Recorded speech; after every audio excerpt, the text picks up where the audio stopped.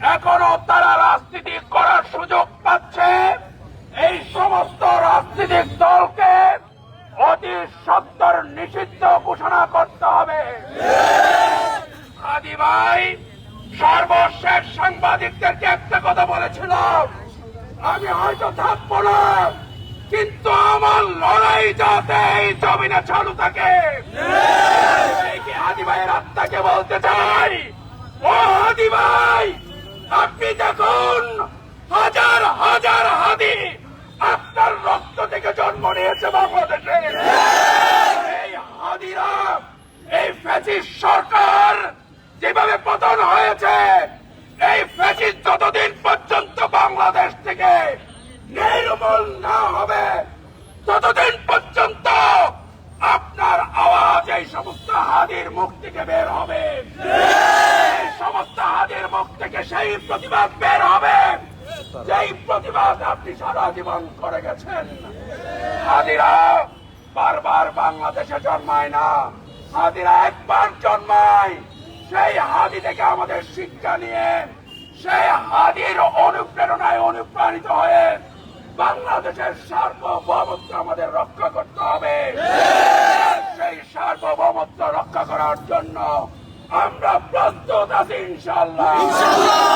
সবাইকে ইনশাআল্লাহ জিন্দাবাদ বলে রাজপথে আবার দেখা হবার সে আশ্বাস রেখে আমার কথা শেষ করছি। আসসালামু আলাইকুম ওয়া রাহমাতুল্লাহ। সংগ্রামী বিক্ষুব্ধ জনতা, এ পর্যায়ে আপনাদের সামনে গুরুত্বপূর্ণ বক্তব্য রাখবেন জুলাই বিপ্লবের অন্যতম অগ্রজ সেনানী শহীদ কাফেলা বাংলাদেশ ইসলামী ছাত্র শিবির কক্সবাজার জেলা শাখার সংগ্রামী সভাপতি প্রিয় ভাই আব্দুর রহিম নুরী।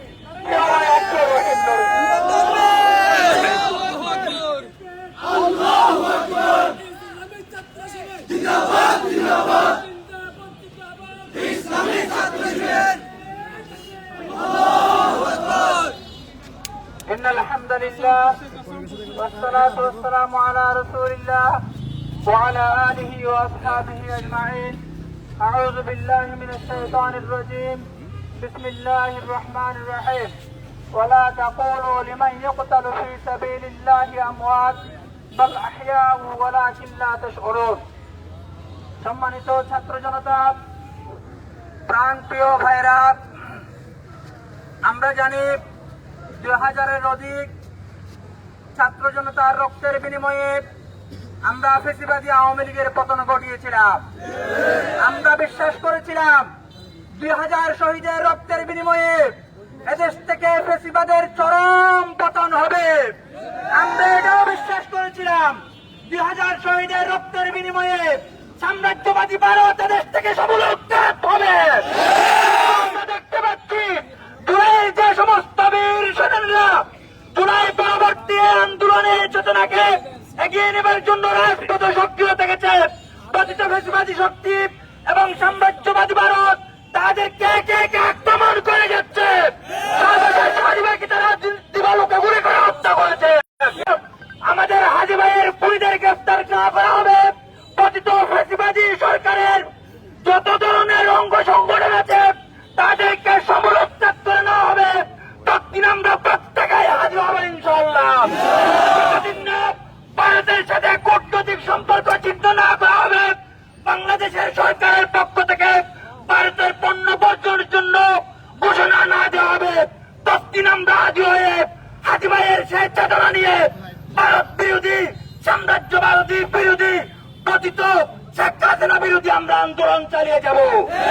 হাজি ভাইয়ের আত্মীয় স্বজন এবং পরিবারকে বলে দিতে চাই, হাজি ভাইয়ের আত্মাকে বলে দিতে চাই, হে হাজি ভাই, বাংলাদেশের ছাত্র শিবিরের যত সমস্ত নেতা কর্মী আছে আজ থেকে প্রত্যেকে হাজি হয়ে সাম্রাজ্যবাদ বিরোধী, পতিত ফ্যাসিবাদ বিরোধী আপনার সেই চলমান আন্দোলনে এগিয়ে নিয়ে যাবে ইনশাআল্লাহ।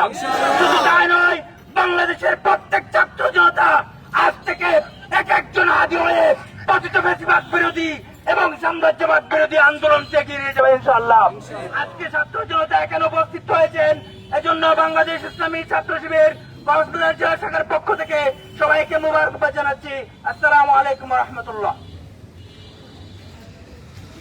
সংগ্রামী বিক্ষুব্ধ জনতা, আজকের বিক্ষোভ পরবর্তী সমাবেশে এ পর্যায়ে প্রধান অতিথির বক্তব্য রাখবেন বাংলাদেশ জামায়াতে ইসলামী কক্সবাজার জেলা শাখার সংগ্রামী সাংগঠনিক সেক্রেটারি শহীদ কাফেলা ইসলামী ছাত্র শিবির কক্সবাজার জেলা শাখার সাবেক সভাপতি জনাব আলামিন মোহাম্মদ সিরাজুল ইসলাম।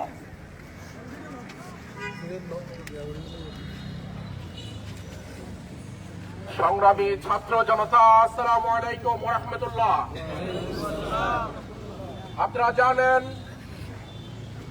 আধিপত্যবাদী বিরোধী লড়াইয়ের অগ্রসৈনিক, ফ্যাসিবাদ বিরোধী লড়াইয়ের অগ্রসৈনিক তরুণ প্রজন্মের অহংকার, বিগত জুলাই বিপ্লবের সম্মুখ সারির যুদ্ধ, সারা বাংলাদেশের 18 কোটি মানুষের প্রিয় ভাই শরীফ ওসমান হাদী সন্ত্রাসীদের গুলিতে ঢাকার রাজপথে গুলিবিদ্ধ হওয়ার পর আজ রাত 9টার পরে দুনিয়ার জীবন ত্যাগ করে শাহাদাতের পেয়ালা পান করেছেন।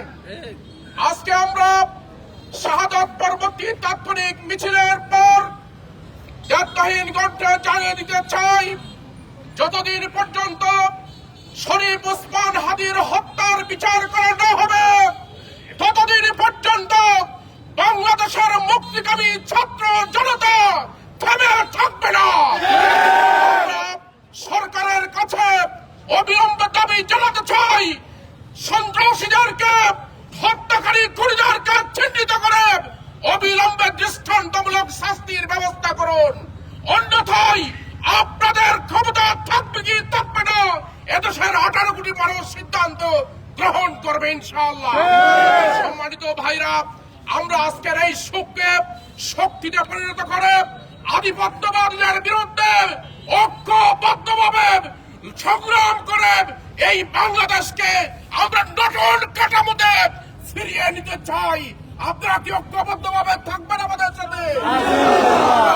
সরকারের কাছে দাবি জানাতে চাই, অবিলম্বে শরীফ ওসমান হাদীকে রাষ্ট্রীয় মর্যাদায় দাফন সম্পন্ন করে রাষ্ট্রীয়ভাবে শোক দিবস ঘোষণার জন্য আজকের বিক্ষোভ মিছিলোত্তর সমাবেশ থেকে আমরা দাবি জানাচ্ছি। আগামী দিনে এই দেশের পুনর্গঠনে সমৃদ্ধ, সুখী, আধিপত্যবাদ বিরোধী, সাম্রাজ্যবাদ বিরোধী স্বাধীন বাংলাদেশ গঠনের জন্য সবাইকে ঐক্যবদ্ধ ভূমিকা পালন করার জন্য আহ্বান জানিয়ে আমার কথা এখানে শেষ করছি। আসসালামু আলাইকুম ওয়া রাহমাতুল্লাহ। সংগ্রামী ভাইয়েরা আমার, আমরা আজকের সমাবেশ থেকে সেই ফ্যাসিবাদী দূষণ, সেই আধিপত্যবাদী শক্তির উদ্দেশ্যে বলতে চাই, তোমরা একজন হাদীকে মেরেছ, আজ বাংলার রাজপথে লক্ষ কোটি হাদী রাজপথে নেমে এসেছে। সংগ্রামী ভাইয়েরা আমার, আজকে হাদীর পর হামলা চালানোর পর, শহীদ হওয়ার পর আজকে যারা নিশ্চুপ রয়েছে, আজকে যারা প্রতিবাদ করছে না, আমরা তাদেরকে তীব্র নিন্দা জানাই।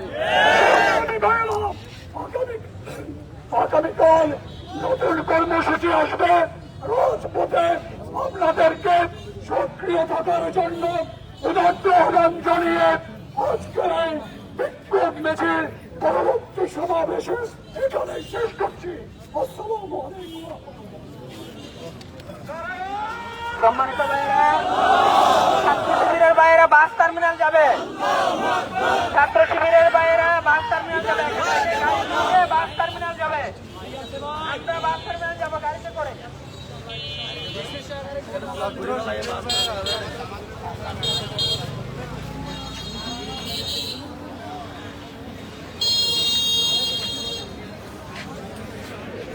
দর্শক, কক্সবাজার শহরের যে প্রধান সড়ক রয়েছে সেই প্রধান সড়কে আমরা দেখতে পেয়েছি ছাত্র শিবির এবং শহর জামায়াতের উদ্যোগে শরীফ ইনকিলাব মঞ্চের যে আহ্বায়ক মুখপাত্র শরীফ ওসমান হাদীর মৃত্যুতে তারা এখানে বিক্ষোভ সমাবেশ করেছেন এবং বিক্ষোভ পরবর্তী সমাবেশে তারা বক্তব্য দিয়েছেন। আমরা দেখতে পেয়েছি বিভিন্ন এখানে তাদের নেতাকর্মীরা উপস্থিত আছেন। আমরা দেখতে পাচ্ছি যে তারা বিভিন্ন দাবি করেছেন অন্তর্বর্তীকালীন সরকারের কাছে। তারা দাবি করেছেন যে রাষ্ট্রীয়ভাবে ওসমান হাদিকে দাফন করতে হবে এবং রাষ্ট্রীয় মর্যাদা দিতে হবে, জাতীয় শোক দিবস হিসেবে এই দিনটিকে পালন করতে হবে বলেও তারা জানিয়েছেন। এবং এখান থেকে আমরা জানতে পেরেছি যে শহরের বাস টার্মিনালের যে মেইন রুট ব্লকেট রয়েছে, এখান থেকে তারা মিছিল সহকারে আবারও সেই ব্লকেটে যোগ দেবেন বলে আমরা জানতে পেরেছি।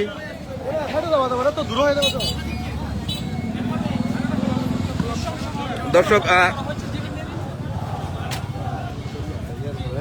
ফিনিশ দিন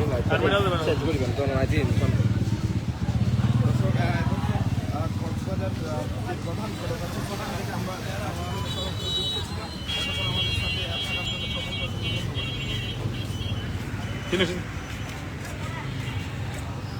তারপরে